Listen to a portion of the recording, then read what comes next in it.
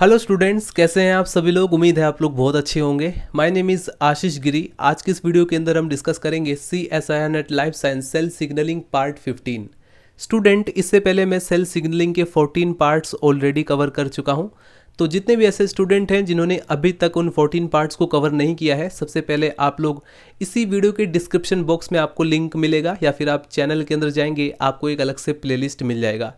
Playlist को open करने के बाद आपको सबसे पहले सीक्वेंस वाइज सभी वीडियोस को कवर करना है।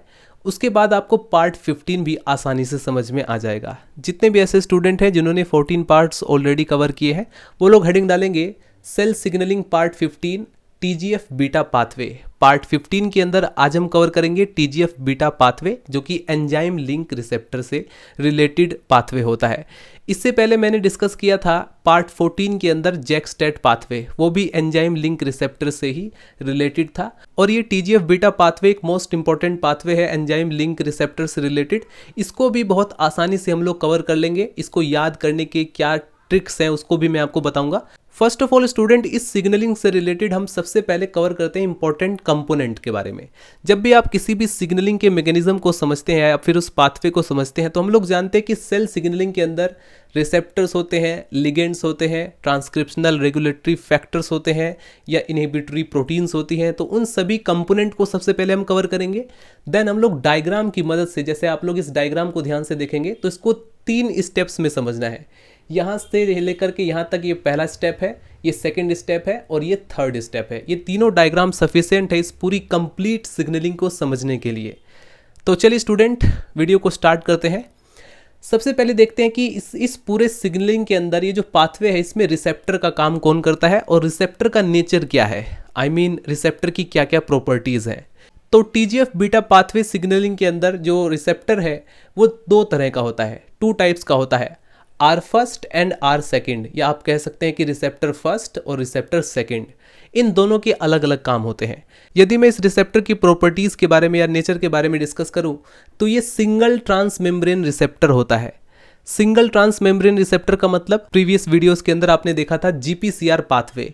तो GPCR रिसेप्टर के अंदर हमने क्या देखा कि वो 7 टाइम इस प्लाज्मा मेम्ब्रेन को क्रॉस करता है, 7 टाइम, इसलिए उसे हम सर्पेंटाइन रिसेप्टर भी कहते थे। लेकिन ये जो रिसेप्टर है ये सिर्फ 1 टाइम क्रॉस करता है, सिर्फ एक बार ही प्लाज्मा मेम्ब्रेन को क्रॉस करता है, इसलिए इसे हम बोलते हैं single transmembrane receptor. Number 2 property क्या है, ये जो है डाइमर के फॉर्म में प्रेजेंट रहता है। ये जो रिसेप्टर है ये डाइमर के फॉर्म में प्रेजेंट रहता है। इसकी 2 यूनिट आपको, 2 मोनोमर यूनिट आपको दिखाई देंगी और 2 मोनोमर यूनिट मिल करके बनाती हैं डाइमर। तो ये आप लोग यहाँ पर सिंपली देख सकते हैं। तीसरी इंपॉर्टेंट प्रॉपर्टी क्या है, जो कि एक मोस्ट इंपॉर्टेंट है, इसको ध्यान से सुनेंगे, इसको बिल्कुल भी स्किप नहीं करेंगे। तीसरी प्रॉपर्टी है प्रेजेंट काइनेज एक्टिविटी। इस रिसेप्टर के अंदर काइनेज एक्टिविटी प्रेजेंट रहती है। कहाँ पर? इसके साइटोप्लाज्मिक डोमेन पर, जो इसका साइटोप्लाज्मिक एंड होता है वहाँ पर सेरिन थ्रियोनिन काइनेज एक्टिविटी होती है, राइट। यहाँ पर आपको ध्यान रखना है ये प्लाज्मा मेम्ब्रेन है। अगर आप लोग इस डायग्राम को थोड़ा समझने की कोशिश करें तो ये प्लाज्मा मेम्ब्रेन की लिपिड की जो बाइलेयर है ये एक्स्ट्रा सेलुलर रीजन है और ये इंट्रा सेलुलर रीजन है, राइट। यानी कि ये सेल का एक्सटीरियर पार्ट है, ये इंटीरियर पार्ट है। एक तरीके से आप कह सकते हैं कि ये पूरा साइटोप्लाज्म के अंदर आता है, ठीक है। तो इस रिसेप्टर की प्रॉपर्टी के बारे में आपने समझा। अब हम यहाँ पर थोड़ा सा डिफरेंशिएट करते हैं दोनों रिसेप्टर के बारे में। जैसा कि मैंने आपको कहा था कि TGF बीटा पाथवे के अंदर 2 तरह के रिसेप्टर पाए जाते हैं, R फर्स्ट और R second.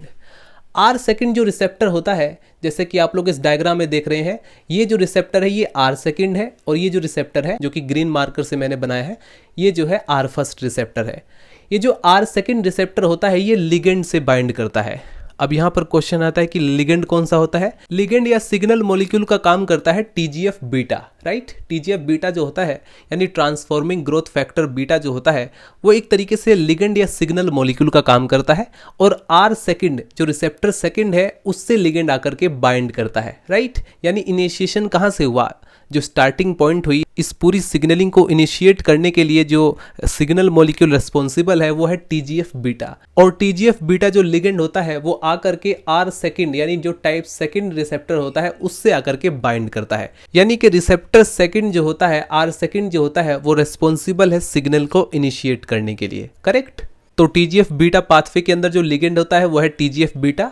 TGF beta pathway का जो नंबर 3rd कंपोनेंट होता है वो है इंट्रासेलुलर सिग्नलिंग रेगुलेटरी मॉलिक्यूल्स, या इसे हम बोलते हैं ट्रांसक्रिप्शनल रेगुलेटरी फैक्टर। वो क्या होता है? स्मैद। जैसे पिछली वीडियो के अंदर जैक स्टैट पाथवे के अंदर हमने देखा था स्टैट होता है वहां पर transcriptional regulatory factor, but TGF beta pathway के अंदर जो ट्रांसक्रिप्शनल रेगुलेटरी फैक्टर होता है वो होता है स्मैद।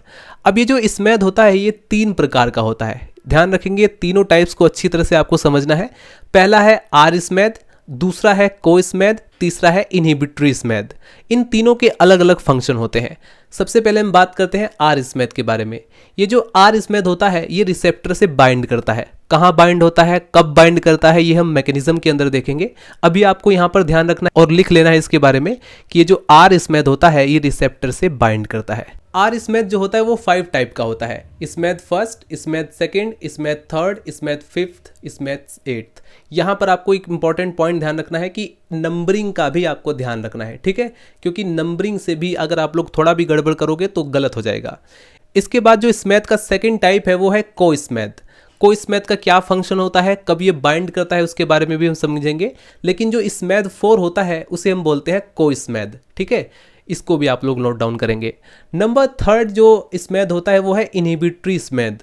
तो स्मैद 6 और स्मैद 7 ये जो है वर्क करते हैं इनहिबिटरी स्मैद का, इसके बारे में भी मैं आपको बताऊंगा आखिरी में। अब यहाँ पर स्टूडेंट आपने क्या देखा कि टोटल 8 स्मैद होते हैं, ठीक है। ये जो ट्रांसक्रिप्शनल रेगुलेटरी फैक्टर स्मैद होता है इस पूरी पाथवे के अंदर ये 8 प्रकार के होते हैं, जिसमें से हमने देखा 1st, 2nd, 3rd, 5th, 8 ये जो है आर स्मैद की कैटेगरी में आते हैं। इसके बाद हमने देखा जो स्मैद 4 होता है वो को स्मैद कहलाता है, और ये जो स्मैद 6 होते हैं और 7 होते हैं ये इनहिबिटरी स्मैद कहलाते हैं। अब आई थिंक मैंने सभी कंपोनेंट को कवर कर दिया है, अब हम इस मैकेनिज्म को समझते हैं।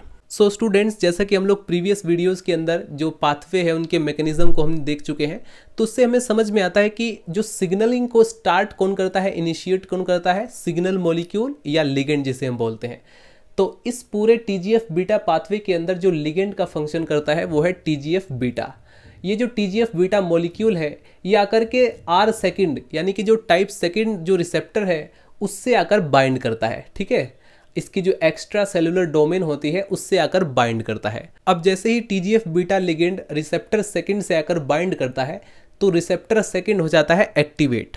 एक्टिवेट होने के बाद आपको एक चीज और नोटिस करनी है, इसका जो साइटोप्लाज्मिक एंड होता है, जो साइटोप्लाज्मिक डोमेन होता है, वहां पर काइनेज एक्टिविटी होती है जिसे बोला जाता है सेरीन थ्रेओनिन काइनेज एक्टिविटी। यानी कि ये क्या करेगा, काइनेज का फंक्शन क्या होता है, फॉस्फोराइलेशन करना। दूसरे डायग्राम में आप लोग ध्यान से देखेंगे स्टूडेंट, तो रिसेप्टर फर्स्ट भी इसी प्लाज्मा मेम्ब्रेन में प्रेजेंट रहता है, लेकिन ये जो है इनएक्टिव फॉर्म में प्रेजेंट रहता है। जैसे ही लिगेंड आकर के रिसेप्टर सेकंड से बाइंड करता है तो ये एक्टिवेट हो जाता है। एक्टिवेट होने के बाद ये दोनों बहुत ही क्लोज आ जाते हैं, राइट। दोनों के दोनों जो डाइमर होते हैं जिनकी प्रॉपर्टी लगभग सेम होती है, बस फंक्शन अलग अलग होते हैं। इन दोनों का जो नेचर है, जो प्रॉपर्टी है, जो स्ट्रक्चर है वो लगभग सेम है, लेकिन ये दोनों के दोनों का जो फंक्शन है वो डिफरेंट होता है।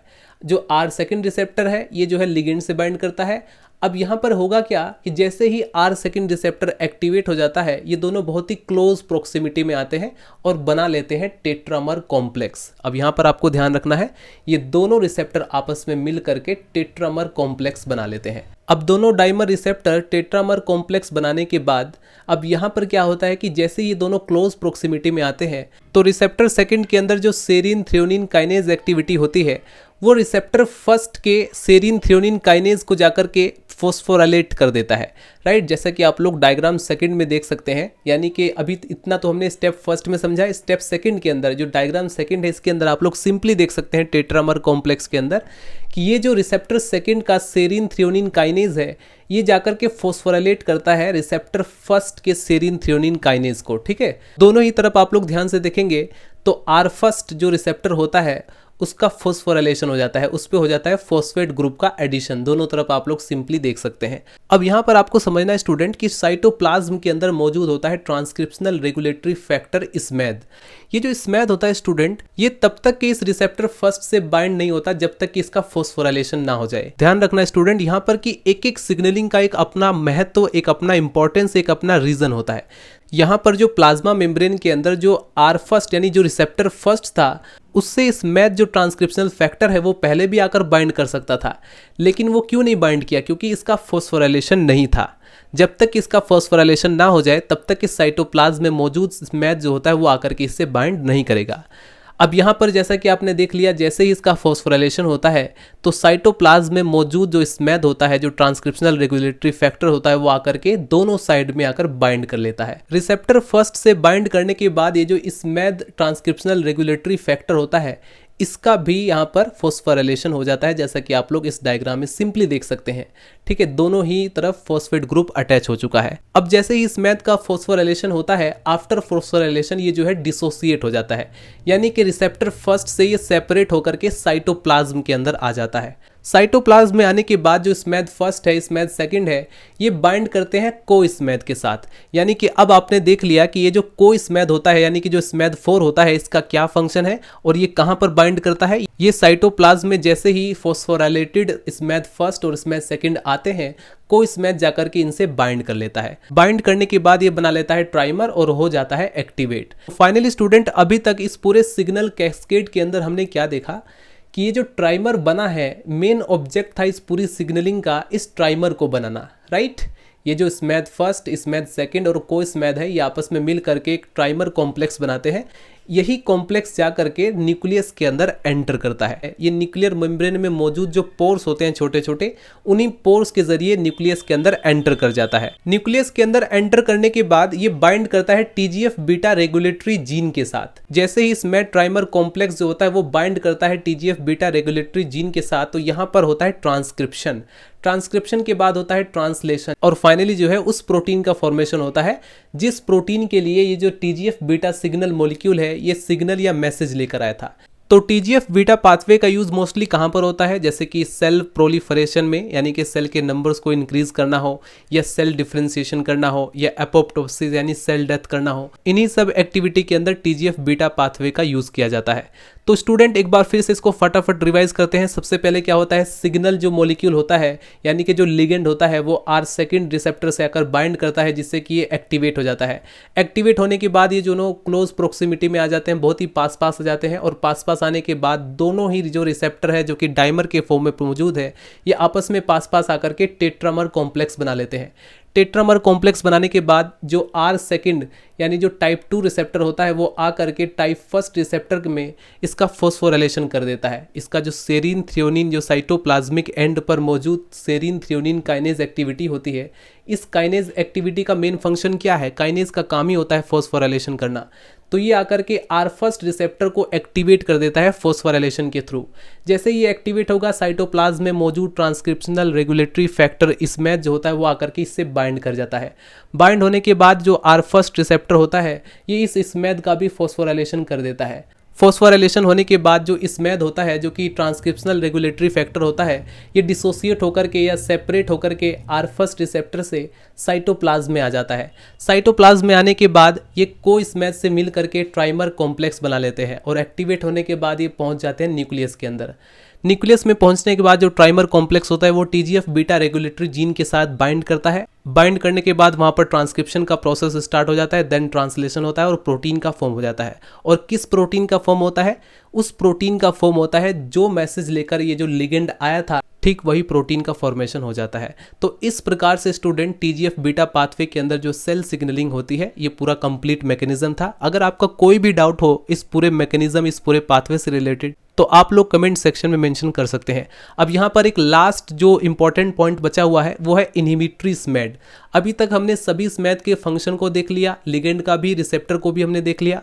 ये जो लास्ट बचा हुआ है इनहिबिटरी स्मैथ, इसके बारे में थोड़ा सा जान लेते हैं। स्टूडेंट इनहिबिटरी स्मैथ का TGF बीटा पाथवे के अंदर जो मेन फंक्शन होता है वो है इनहिबिट करना। नाम से ही पता चलता है कि ये जो है सिग्नलिंग को रोकेगा, इनहिबिट करेगा। सो स्टूडेंट्स, मिलते हैं नेक्स्ट वीडियो में। वीडियो पसंद आए तो लाइक करें, चैनल को सब्सक्राइब कर दें अगर आपको इसी तरह की और भी वीडियोस चाहिए तो।